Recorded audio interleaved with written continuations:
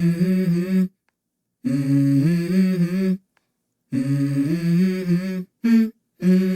go.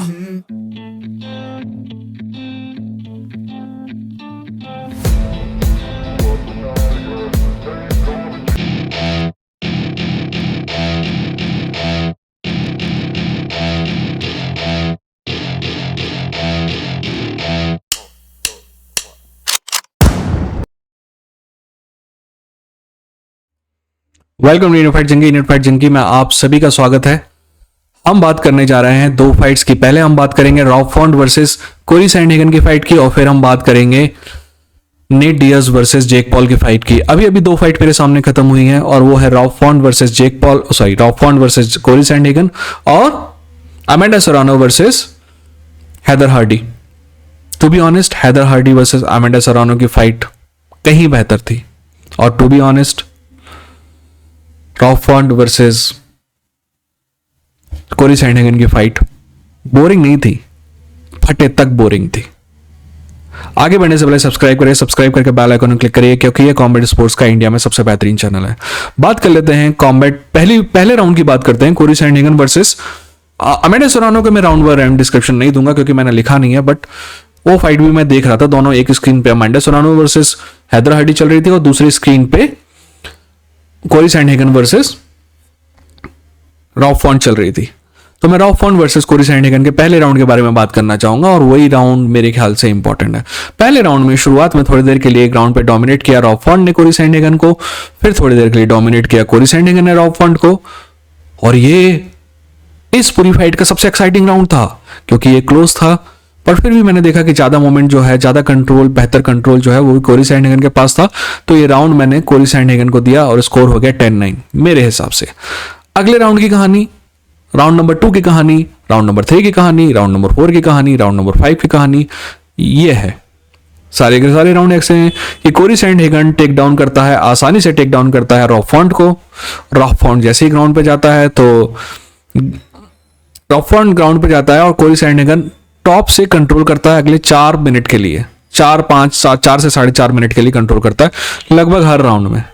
कोरी सैंडहेगन बहुत कोशिश करता है, बट ज्यादा डैमेज नहीं कर पाता है। फिर भी राउंड में majorly most of the round जो है वो टॉप से कंट्रोल करता है, इसलिए उसको राउंड देना पड़ता है हमको। तो राउंड नंबर 2 के बाद हो जाता है स्कोर 20-18, राउंड नंबर 3 के बाद स्कोर हो जाता है 30-27, राउंड नंबर 4 के बाद स्कोर हो जाता है 40-36, और राउंड नंबर 5 के बाद स्कोर हो जाता है 50-45। मैंने इसके बाद फाइट देखनी बंद कर दी। मैंने सुना नहीं कि जजेस क्या कहने वाले हैं, क्योंकि वो भी यही कहेंगे जो मैंने कहा है। कोई भी राउंड 10-8 नहीं होगा, इसलिए कुछ इस स्कोर से कुछ चेंज होने वाला भी नहीं है। ये हो सकता है कि कोई जज पहला राउंड रॉब फॉन्ट को दे दे, बट मेरे को नहीं लगता कि ऐसा भी होने वाला है। इस फाइट से क्या नतीजे निकलते हैं, सबसे पहले रॉब फॉन्ट की बात कर लेते हैं। रॉब फॉन्ट एक तरह से ये देखा है कि रॉब फॉन्ट का टेकडाउन डिफेंस वीक है, वो हमें सबको पहले से पता है। पर दूसरी तरफ ये भी देखा जाए कि रॉब फॉन्ट का ग्राउंड में डिफेंस काफी अच्छा है, और इस फाइट के बाद ना तो रॉब फॉन्ट की इज्जत बढ़ने वाली है। क्यों बढ़ेगी? क्योंकि फाइट हार गया। दूसरी बात, ना तो उसकी इज्जत कम होने वाली है, यानी कि स्टॉक जो है वहीं रहेगा। मेरे ख्याल से उसकी रैंकिंग भी वही रहेगी। अब बात कर लेते हैं कोरी सैंडहेगन की। कुछ लोग आपको आके कहेंगे कि कोरी सैंडहेगन ना बहुत ही शानदार फाइटर है, देखा कितनी शानदार स्ट्रेटेजी थी उसकी। बिल्कुल थी, पर कोरी सैंडहेगन के पास लगभग 18 to 20 मिनट का टॉप कंट्रोल था। मैं ये मान सकता हूं कि इतने मिनट के टॉप कंट्रोल के बाद भी सबमिशन नहीं हो पाना कोई बुरी बात नहीं है, पर डैमेज भी नहीं हो पाना, यहां पे तो कोरी सैंडहेगन को कुछ तो सोचना पड़ेगा ना, है कि नहीं? और दूसरी बात, क्या कोरी सैंडहेगन को इतना डर था रॉब फॉन्ट की स्ट्राइकिंग से कि वो हर राउंड में सिर्फ यही ट्राई कर रहा था, जबकि हम सभी को पता है कि कोरी सैंडहेगन बहुत अच्छा स्ट्राइकर है, पर शायद उसको यकीन नहीं था, या फिर टीम ने यह स्ट्रेटेजी बनाई कि ठीक है हम स्ट्राइकिंग में भी जीत सकते हैं, बट जीत का आसान रास्ता वहीं से जाता है जो बाकी सारे फाइटर्स ने चुना है रॉब फॉन्ट के खिलाफ, और वो है ग्राउंड में। तो उन्होंने ग्राउंड वाला रास्ता चुना। मेरे ख्याल से ये फाइट जो है बहुत इजीली वन साइडेड फाइट थी, बट इस फाइट के बाद मुझे नहीं लगता कि कोरी सैंडहेगन की ना तो रैंकिंग चेंज होगी, ना तो उसका स्टॉक ऊपर जाएगा। ये फाइट बोरिंग नहीं थी, जैसे कि मैंने आपको पहले भी कहा, ये फाइट फटे तक बोरिंग थी। उम्मीद है कि खैर एक ही फाइट बची है, आज तो दिन में सारी फाइट खत्म हो गई है। Jake Paul versus Nate Diaz, अभी दोनों का एंट्रेंस भी नहीं हुआ है। जैसे ही होता है तो मैं एंट्रेंस होगा तो मैं क्या बताऊं आपको, फाइट के बाद मैं आपको सामने आऊंगा। आप सभी को पता है कि पडला जेक पॉल का भारी है, बट हमने नेट डियाज को पहले भी मिरेकल करते देखा है, ठीक है।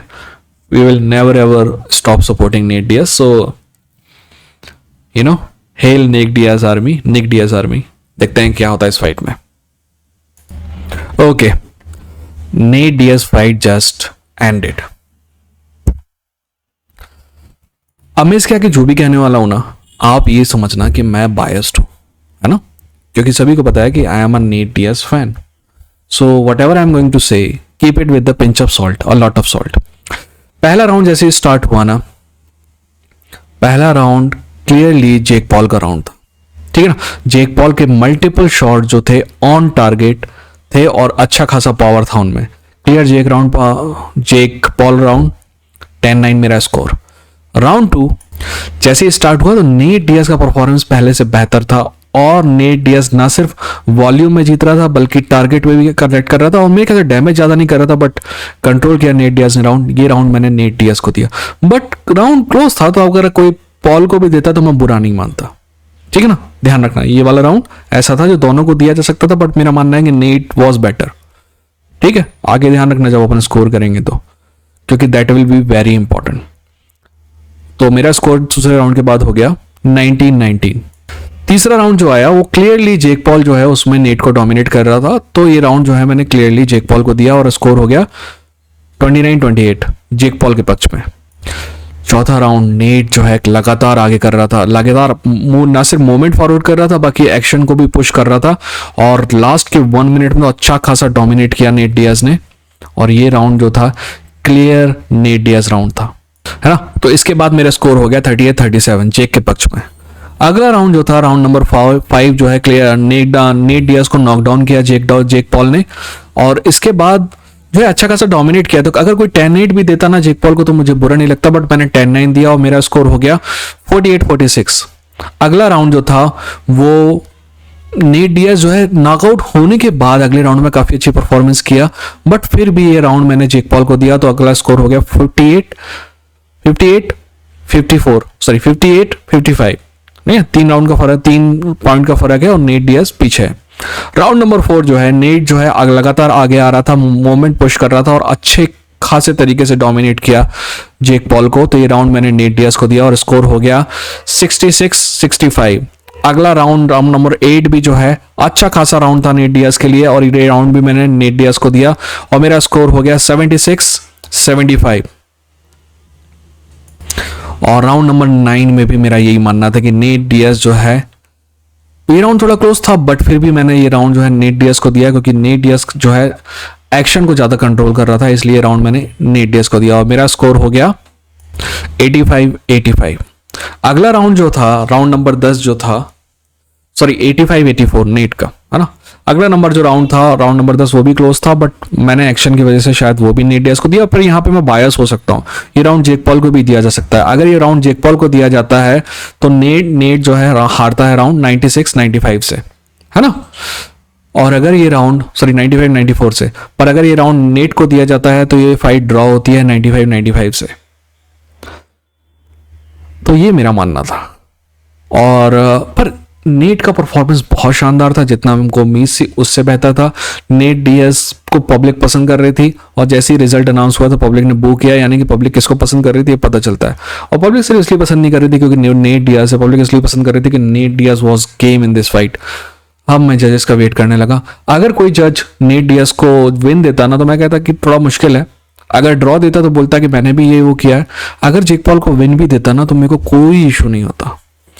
बट जजेस पता नहीं कौन सी फाइट देख रहे थे, जजेस का स्कोर है 97-92, उसको भी मैं थोड़ा सहन कर सकता हूं, बट 2 जजेस हैं जिन्होंने दिया 98-91 I will say fuck you to those जजेस बिकॉज दे वर बॉक्सिंग जजेस। तो हो सकता है कि बॉक्सिंग में बायस्ड हो उनका, और बॉक्सिंग में हमें पता है कि करप्शन है ही फटे तक, पर मैं ये नहीं कहूंगा कि करप्ट है, बट ऐसा है कि बायस्ड हो सकता है कि बॉक्सिंग बायस्ड हो सकता है।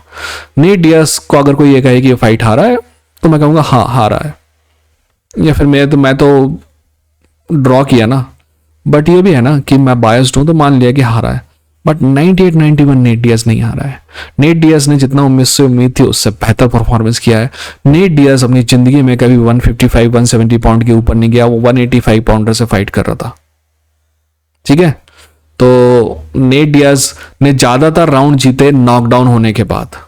नेट डियाज 37 ईयर्स का है, ये लड़का 26 ईयर्स का है, ठीक है ना।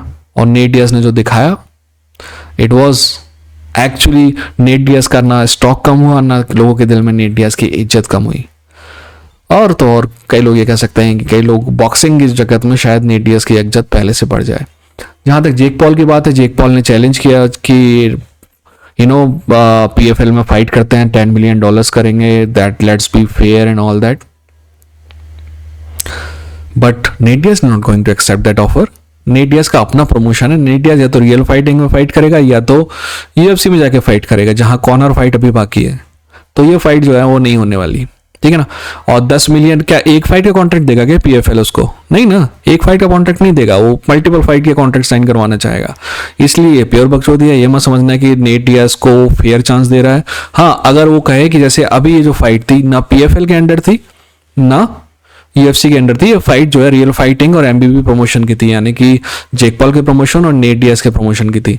हाँ, अगर वो कहे कि हम ऐसे ही कॉमन प्रमोशन में, मतलब म्यूचुअल प्रमोशन में फाइट करते हैं जिसमें PFL नहीं रहेगा, तो शायद नेट डियाज हाँ कह दे। बट PFL में जाके नेट डियाज फाइट नहीं करेगा, वो UFC के अगेंस्ट जाके फाइट नहीं करेगा, that I know. So that was my analysis of the fight. You tell me what you saw. What I saw, I was hoping for the worst, and what I saw was not the worst.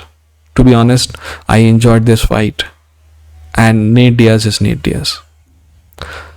Take care of yourself. अपना ख्याल रखें, अपनों का ख्याल रखें। ये था Indian fight junkie. मिलते हैं अगली वीडियो के साथ। पर जाने से पहले सब्सक्राइब करिए, बेल आइकन में क्लिक करिए। ये था इंडियन फाइट जंकी। लड़ेंगे, जीतेंगे। अरे क्या करूँ, कभी कोई भूल जाता हूँ क्या कहना है।